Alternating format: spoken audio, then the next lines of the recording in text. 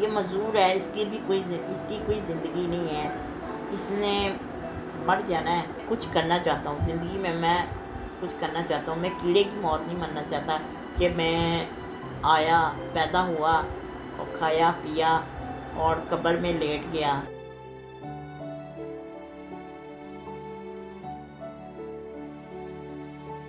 कल मैंने एक ट्वीट देखा ट्विटर पे, जो एसपी आयशा भट्ट ने ट्वीट किया और उसमें तनवीर साहब की तस्वीर उन्होंने शेयर की। उसके साथ जो कोटेशन लिखी थी उसने बहुत से लोगों के दिल दहला दिए। तो तनवीर साहब की जो ज़िंदगी है वो बहुत से लोगों के लिए मिसाल है। आइए आज गपशप करते हैं तनवीर साहब के साथ और उनसे जानते हैं कि उनकी लाइफ जो है उसने कहाँ से टर्निंग पॉइंट लिया। आप मुझे ये बताएं कि किस तरह से वो टर्निंग पॉइंट और किस तरह से मतलब आपके ज़हन में ख्याल है कि अपना बिजनेस किया जाए। सर मैं आपको बताता हूँ, मैं स्टार्ट से शुरू करता हूँ कि मेरी लाइफ में जब मैं आज से तकरीबन 8-10 साल पहले ना मैं कुरान पाक पढ़ने जाता था, ठीक है। तो मेरी वालदा मुझे ना वो मेरे पास मैनुअल व्हीलचेयर होती थी, तो मेरी वालदा ना मुझे वो लेके जाती थी। तो रोज़ाना मेरी वालदा का मामूल था। तो एक दिन ऐसा हुआ कि एक लेडी आई, उन्होंने मेरी वालदा से बोला कि ये मज़दूर है, आपको इसको पढ़ा के या कुछ करके क्या मिलेगा। ये मज़दूर है, इसकी कोई ज़िंदगी नहीं है, इसने मर जाना है और आपको इसका कोई फ़ायदा नहीं है।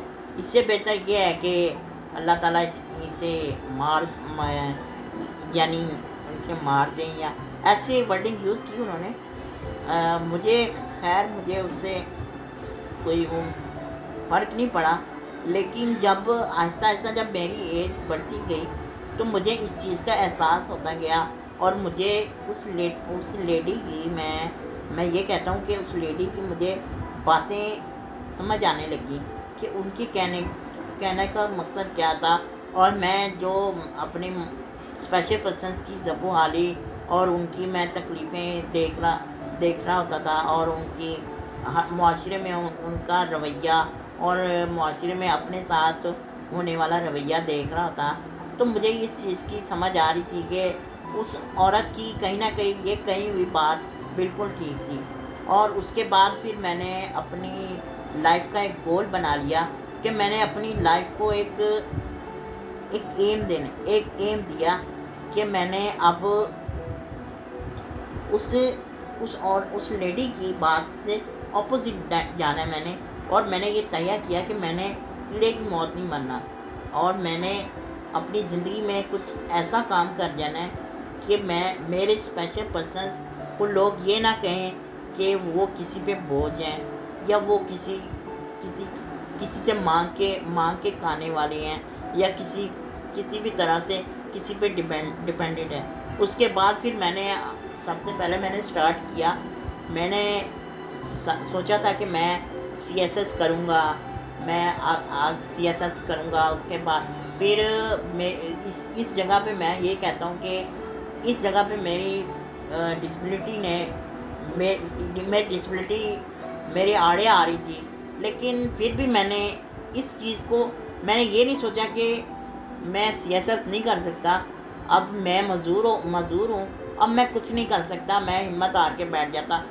ये कर सकता था मैं, लेकिन मुझे ये लगा कि अगर ये नहीं तो कोई और रास्ता ज़रूर होगा। फिर जब मैंने मैट्रिक तक पढ़ाई मुकम्मल की तो उसके बाद फिर मैं अपने आप को एक्सपोजर देने के लिए मैं फिर एक पॉलिटिकल पार्टी में मैंने एज अ ग्राफिक डिज़ाइनर और as a social media team member मैंने ज्वाइन किया, ठीक है। 5 साल मैंने उसमें सर्व किया, ठीक है। उसके बाद फिर मैं जब अपनी एक स्पेशल पर्सन पे अपनी एक पहचान बना ली, फिर मैंने ये सोचा कि अब जब मैं उनकी ज़बो-हाली को और उनकी मजबूरियों को और उनकी तकलीफ़ों को समझ चुका था अच्छे तरीके से, और मुझे पता था कि पाकिस्तान में अनफॉर्चुनेटली पाकिस्तान में स्पेशल पर्सन्स के लिए वो मौके या वो बेनिफिट नहीं है जो बाकी कंट्रीज़ में होती हैं, या फॉरेन कंट्रीज़ हैं या आउट ऑफ कंट्रीज़ हैं। वो पाकिस्तान उनकी निस्बत बहुत कम है, क्योंकि हमारे मुल्क का निज़ाम ही कुछ ऐसा चल पड़ा है कि अब अगर मैं जब किसी डिसेबल पर्सन का सोच देखता था तो हर डिसेबल पर्सन की यही सोच होती थी कि हम डोनेशन की ज़िंदगी जिए, क्योंकि आपको अगर 2000 महीना मिल जाता है उसमें आपकी कोई ज़िंदगी नहीं है। आपकी ज़िंदगी ये है कि आपने लोग रखने, आप खुद को इतने काबिल बनाओ कि आप अपने मुलाजिम रखो, आप लोगों को नौकरियां दो, ना कि आप खुद को ये समझो कि मैं 2000 महीना बैतुल माल से या सोशल वेलफेयर से मैं ले के अपनी ज़िंदगी गुजारूंगा। ये आपके साथ ज़्यादती है, ये आप किसी और के साथ ज़्यादती नहीं कर रहे, ये आप अपने साथ ज़्यादती कर रहे हैं। फिर उसके बाद फिर मैंने ये सोचा, फिर बाद में मुझे ये रियलाइज़ हुआ और मुझे मेरा मेन टारगेट मैंने अपना अचीव कर लिया कि हाँ अब मेरा टारगेट ये है और मैंने इसी पे चलना है। फिर उसके बाद फिर मैंने डिजिटल मार्केटिंग को पिक किया, ठीक है, क्योंकि इसमें बहुत स्कोप था। अच्छा, और ये अपना बिजनेस जो आपने डिजिटल मार्केटिंग का स्टार्ट किया, ये कब किया और क्या सोच थी इसके पीछे कि अपना बिजनेस जब स्टार्ट किया? सर आज से तकरीबन 6 महीने पहले मैंने अपना ये कोर्स इनरोल किया, और कोर्स इनरोल करने के बाद मैंने फाइवर, अपवर्क और फ्रीलांसर पे सर्विसेज देना स्टार्ट की, ठीक है। वहाँ से फिर मुझे एक्सपोजर मिला और उसको फिर मैं लेके आया कि मैं अब इस चीज़ को मैं अब स्पेशल पर्सनस की फलाह के लिए भी यूज़ कर सकता हूँ। वो इस तरीके से कि अब इंशाअल्लाह मैं बहुत जल्द अपनी एक कंपनी रजिस्टर करने जा रहा हूँ, ठीक है। और जिसके बाद फिर इसमें भी मुझे मुश्किल ये थी कि इसमें मेरी वो रेवेन्यू इतनी वो ज़्यादा नहीं थी और ना इतना हो है, लेकिन मुझे ये उम्मीद है कि मैं अगर दिन रात के मेहनत करूं तो मैं इसको भी अचीव कर लूँगा, क्योंकि मैंने थकना नहीं सीखा। मैं थकता नहीं हूँ, जब मैं थकता हूँ ना मुझे और हिम्मत मिलती है, मुझे और जज्बा आता है कि हाँ ये, क्योंकि अगर आप जब अल्लाह ताला आपको मुश्किल में डालते हैं ना तो आपको आपकी एबिलिटी का एहसास होता है कि मैं ये कर सकता हूँ। अच्छा, कितने क्लाइंट्स आपको अभी तक मिल गए हैं? और सर अल्हम्दुलिल्लाह मैं इस वक्त 3 क्लाइंट्स के साथ मैं काम कर रहा हूँ, ठीक है। स्टार्ट में मैं आपको बताता हूँ कि जब मैं अपनी कंपनी की तरफ आया और मैंने फ्रीलांसर से हट के मैं जब प्राइवेटली मैं ये सोच रहा था कि मैं खुद को एक्सपोजर दूंगा, अपना एक नाम बनाऊंगा, तो फिर मैंने ये किया कि मैंने क्या कहते हैं मैंने फेसबुक पेज बनाया। जी हाँ, मेरा एक फेसबुक पेज है तनवीर ग्राफिक सॉल्यूशंस के नाम से, ठीक है। और वहाँ से वहाँ पे क्लाइंट्स आते हैं, मुझसे कांटेक्ट करते हैं। कोऑर्डिनेटिंग के ग्राफिक्स वगैरह का काम चल रहा था, उसके अंदर फिर मैंने डिजिटल मार्केटिंग को वो क्या कहते हैं मैंने ऐड किया, ठीक है। अब मेरी ये तलाश है कि मुझे ज़्यादा से ज़्यादा क्लाइंट्स मिले ताकि मैं तनवीर ग्राफिक सॉल्यूशंस को मैं कन्वर्ट करूं मैकटन में, और मैकटन को कन्वर्ट करूं मैं एक उस कंपनी में जो दुनिया की वो कंपनी बन जाए, पाकिस्तान की वो कंपनी बन जाए जहां से लोग स्पेशल पर्सन्स को हायर करें फॉर अपने मकसद के लिए, जैसे कि डिजिटल मार्केटिंग के लिए बाहर से फॉरेन कंट्रीज़ या पाकिस्तानी क्लाइंट्स हैं वो मैकटन के थ्रू स्पेशल पर्सन्स को हायर करें कि हाँ हम आपको हायर कर रहे हैं, आप हमें ये काम फ्रीलांसर आप कह रहे हैं? जी हाँ, वो फ्रीलांस करें मेरी कंपनी के थ्रू और उनको फ़ायदा हो। इसमें मेरा ये मोटिव है कि मैं अपने जो स्पेशल पर्सन्स हैं जो इसका वो रखते हैं, इसमें जज्बा रखते हैं इस काम में, उनको मैं ट्रेनिंग दूँ, स्किल्स दूँ, सिखाऊं, पूरे तरीके से सिखाऊं और इस फील्ड में लेके आऊं जिससे वो अपने आप को प्रूव करें कि वो कुछ भी कर सकते हैं। स्पेशल पर्सन यहाँ का हमारा मुआशरे का ये हाल है कि हमारे मुआशरे ने स्पेशल पर्सन पे ये डाल दिया कि वो कुछ भी नहीं कर सकता, और वो जो अंदर है जो स्पेशल पर्सन जो व्हील चेयर यूज़र है उसके लिए बहुत मुश्किल है। तनीष, मैं आपकी बात कर रहा हूँ, मैं यहाँ पे ये ऐड करना चाहूँगा कि वो लोग भी हैं जो कि जिनको अल्लाह ताला ने तमाम सलाहियतें दी हैं, लेकिन वो उसके बावजूद भी शुक्र अदा नहीं करते और कोई ना कोई बहाना जो है वो बनाते हैं काम ना करने का। और बहुत से बहाने जो हैं उनके पास होते हैं काम ना करने के। अल्लाह ताला ने सलाहियतें भी दी हैं, शुक्र भी अदा नहीं करते अल्लाह का। उनको क्या मैसेज देना चाहेंगे? सर मैं आपकी बात का बिल्कुल मैं एग्री करता हूँ कि आपने बात की ये बिल्कुल ठीक बात है कि हमारे पाकिस्तान में और हमारे पाकिस्तान में ज़्यादा ये रुझान चल पड़ा है कि हम एक लेज़ी कौम बन चुके हैं, क्योंकि हम मेहनत को हम पसंद नहीं करते, मेहनत से डरते हैं। हम कहते हैं कि हमारे पास मेहनत वाला कोई काम ना हो, ख्वाह वो कोई भी हो। और आजकल मैं देखता हूँ तो ये गवर्नमेंट का काम नहीं है कि वो उन्होंने आपको जॉब्स देनी है, आपने कमाना है, आपने खाना है।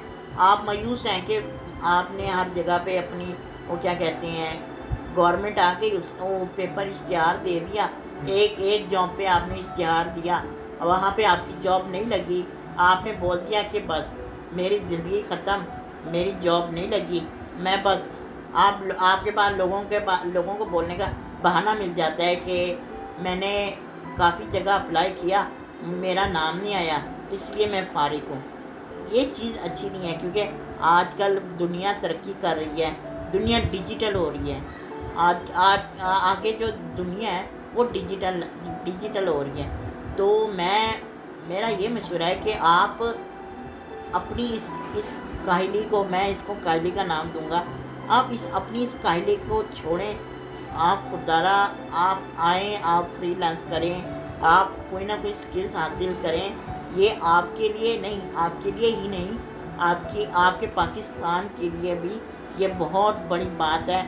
अगर आप फ्रीलांस करते हैं, अगर आप कहीं भी जॉब्स करते हैं या आप कहीं भी अपनी सर्विसेज देते हैं, तो आप पाकिस्तान का नाम रोशन करेंगे। अच्छा, वो ट्वीट हमने देखा जिसमें आपने एक बात की जिसने बहुत से पाकिस्तानी के दिल दहला दिए, तो वो बात उसके पीछे क्या मतलब राज था, क्या जो आपने पूरी बात की उधर अगर आप दोहरा दें और उसका मायने भी लोगों को समझा दें। एक्चुअली सर मैं आपको थोड़ी देर पहले आपसे वही बात की। एक्चुअली मेरी आशा भट्ट मेरी अपनी की तरह है, क्योंकि वो मेरी सबसे बड़ी मेरी मोटिवेशनल स्टोरी में अगर देखा जाए तो मैं उनको बहुत फॉलो करता हूँ। सही। क्योंकि वो आजकल की दुनिया में लड़की को, औरत को हमने एक महदूद करके रख दिया है, लेकिन उनकी स्टोरी उन्होंने खुद को साबित किया है। उन्होंने ये साबित किया है कि औरत कुछ भी कर सकती है। वो अल्हम्दुलिल्लाह वो 6 महीने वो कमांडर रही हैं डॉल्फिन फोर्स की, एंटी राइट फोर्स की। वहाँ पे उन्होंने बहुत अच्छे तरीके से सर्व किया है। मुझे देख के बहुत खुशी होती थी कि एक लेडी एक बनिस्बत ये मेरा पर्सनल व्यू हो सकता है, मैं ये समझता हूँ कि उन्होंने मेल से ज़्यादा उन्होंने सर्व किया। ये मेरा पर्सनल व्यू है। इसको घर भी संभालना, बच्चे भी संभालना। जी बिल्कुल। वो उनकी बेटी है, वो अपनी बेटी कल जब हमारी बात हो रही थी तो उन्होंने एक बात की, उन्होंने ये बात की कि मैं अपनी बेटी को अकेला नहीं छोड़ सकती। और देखिए कि इस बात को आप इस चीज़ का मकसद लें कि वो अपनी बेटी को भी अकेला नहीं छोड़ सकती और वो ड्यूटी भी अपने एहसन तरीके से सर अंजाम दे रही हैं। देखिए किस तरीके से अंजाम दे रही हैं कि लोग उनको फॉलो कर रहे हैं। अगर मैं उनको फॉलो कर रहा हूँ ना, तो मैं ये समझता हूँ कि बहुत से लोग भी उनको फॉलो कर रहे होंगे। और मैं ये समझता हूँ कि जब उनसे मेरी बात हुई तो मैंने उनके साथ ही मेरी ये बात हुई, उन्होंने ये ट्वीट कर दी। मैंने उनको यही बात बोली थी कि मैं कुछ करना चाहता हूँ ज़िंदगी में, मैं कुछ करना चाहता हूँ। मैं कीड़े की मौत नहीं मरना चाहता कि मैं आया, पैदा हुआ और खाया पिया और कब्र में लेट गया, वो और कब्र की तख्ती पे मेरा नाम लिखा हुआ है। जो कब्रिस्तान में आएगा उसने मेरा नाम लिखना है। और कुत्ते मेरे कब्र पे घूम रहे हों, ये चीज़ अच्छी नहीं है।